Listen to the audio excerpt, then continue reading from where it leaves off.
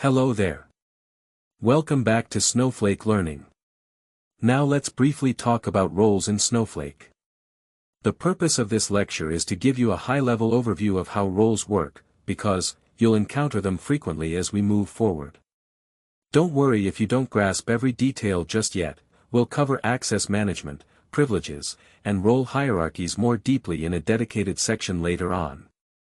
For now, let's get familiar with the basics. Snowflake uses a hierarchical role-based access control system, in short RBAC system.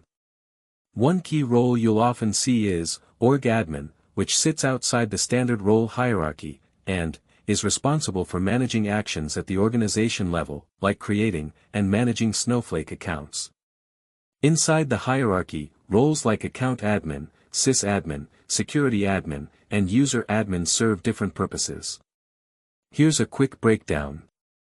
Public, this is a default role automatically assigned to every user. Think of it as a baseline role with minimal privileges. User admin, responsible for creating users and roles. Security admin, manages user privileges, and grants at a global level. Sysadmin, manages warehouses, databases, and all system objects.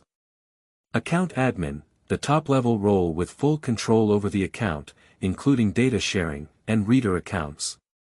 Roles are granted privileges, such as the ability to read from a table, or create a database.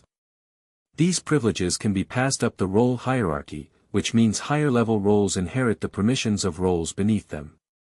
You assign privileges using the grant command, for example, granting select access on a table. Then, you grant that role to a user. This way, users can only perform actions permitted by their assigned roles. One important note, each session must have an active role, and every object created in Snowflake is owned by the role that created it. This is what we call the ownership model, and it matters, especially when managing access later. You can also create custom roles. Best practice is to assign them under the sysadmin role, so they inherit the right privileges for managing databases and warehouses without causing conflicts. Just to recap. Every user has a default public role. Roles receive privileges using grant. Privileges are inherited up the hierarchy. Users can be assigned multiple roles.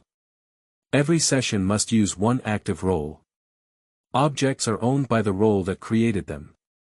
Org admin operates at the org level, outside the hierarchy. We'll explore each of these roles, and their use cases in much more detail in upcoming lectures. Thanks for watching, and I'll see you in the next one.